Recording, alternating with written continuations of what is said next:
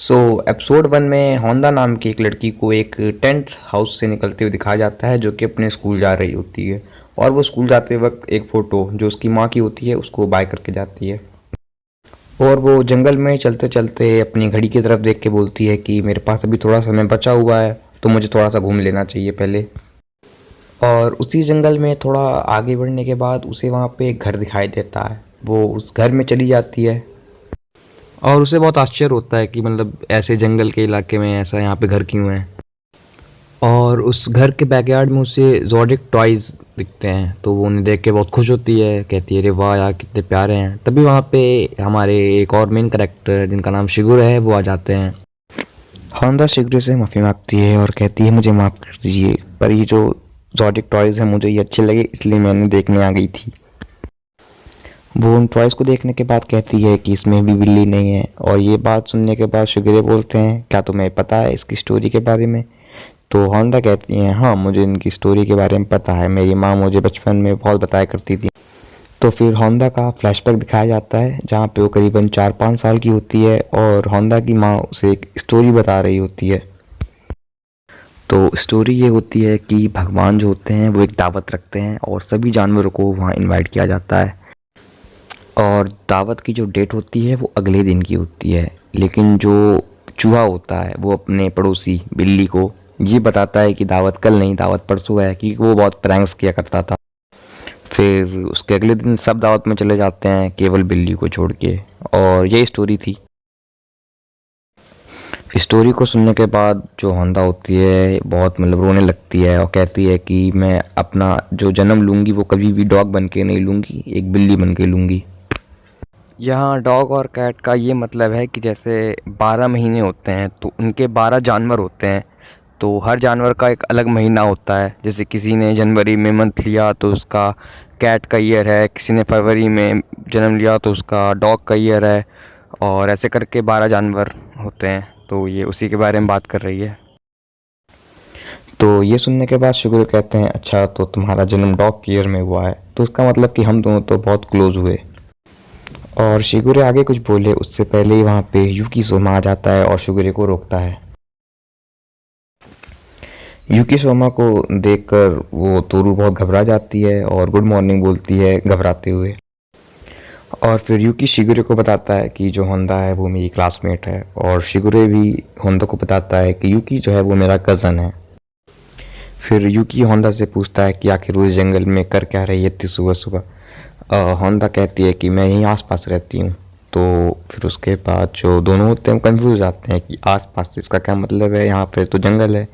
तो होंडा बहुत घबरा जाती है कि वो उन्हें क्या जवाब दे और वहाँ से भागने लगती है। फिर यूकी उसे रोकता है और बोलता है अरे चलो भागो मत, हम लोग अब साथ में स्कूल चलते हैं। और ये सुनने के बाद होंडा का जो एक्सप्रेशन होता है वो एकदम से अजीब सा हो जाता है। और स्कूल पहुंचने के बाद वहाँ पे माटोको नाम की एक लड़की अपने दोस्तों के साथ होंडा को परेशान कर रही होती है, ये बोल के कि आखिर वो यूकी के साथ कर क्या रही थी। होंडा उन्हें बताती है कि ये सिर्फ एक कोइंसिडेंस है, उसका यूकी के साथ आने का कोई प्लान नहीं था, ये बस गलती से हो गया है। और तभी उन लड़कियों को वहाँ पे यो और हाना नाम की तोरू की दो दोस्त आकर रोकती हैं। और यहाँ हमें हाना चान की एक स्पेशल वेब प्रोड्यूसिंग एबिलिटी के बारे में पता चलता है जिससे वो उन लोगों को भगाती है। और अगले सीन में हमें दिखाया जाता है कि जो हाना चान होती है वो होंडा सान से ये बोलती है कि जो उसको यूकी से वेव्स आती हैं वो थोड़ी सी अजीब लगती हैं। और उसको एक इंसिडेंस भी बताया कि यूकी किसी भी लड़की को अपने पास नहीं आने देता है। फिर वो चान बोलती है कि आज मेरा शॉपिंग जाने का प्लान है तो क्या तुम मेरे साथ चलोगी। पर जो होंडा होती है वो उसे मना कर देती है और बोलती है कि उसे भी बहुत काम है, वो शॉपिंग नहीं जा सकती है। और ऐसा बोल के वो वहाँ से बहुत जल्दी में निकल जाती है।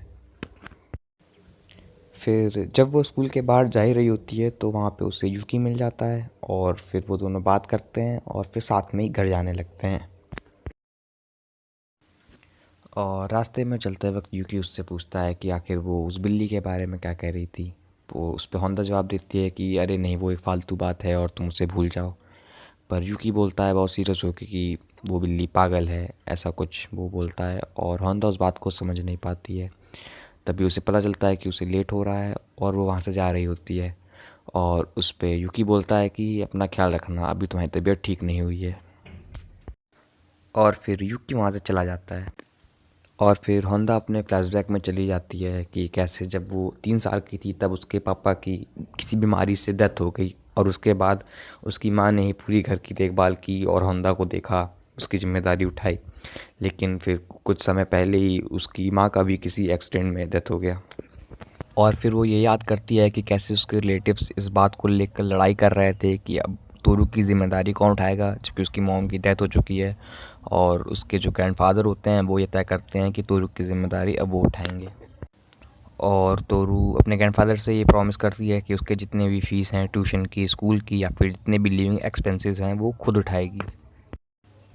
और वो ये भी याद करती है कि कुछ महीनों पहले उसके ग्रैंडफादर ने ये कहा है कि अभी उसका घर रिनोवेट हो रहा है, तो वो अपने दोस्तों के साथ रह ले, और वो भी रहने के लिए अपनी बेटी के घर जा रहे हैं। और तोरू सोचती है कि जो वो है उसका तो घर बहुत छोटा है, वो वहाँ रह नहीं सकती, और जो हना है उसकी पहले से ही 5 लोगों की फैमिली है, तो उसके साथ भी नहीं रह सकती है। फिर वो सोचती है कि वो एक टेंट में रहेगी जो कि उसने एक सेल में ख़रीदा है, और वो अब उसमें रहेगी एक जंगल में।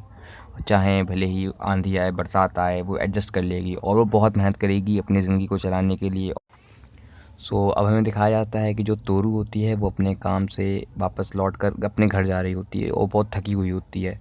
और वहाँ पे जो यूकी होते हैं और जो सिगुरे होते हैं वहीं पे वॉक पे होते हैं, और उसे देख लेते हैं जाते हुए, और ये सोचते हैं कि आखिर ये जंगल में इतनी रात को कर क्या रही है, जबकि वो यहाँ सोमाज ने तो किसी को अपनी ज़मीन दी नहीं है किराए पर रहने के लिए। और वो उसका पीछा करते हैं ये देखने के लिए कि आखिर वो जा कहाँ रही है। तो तोरू अपने टेंट में वापस आने के बाद अपनी माँ की फ़ोटो को देखकर कहती है कि मैं वापस आ गई, और उसके बाद अपना फेस वॉश करने के लिए टेंट से वापस बाहर निकलती है।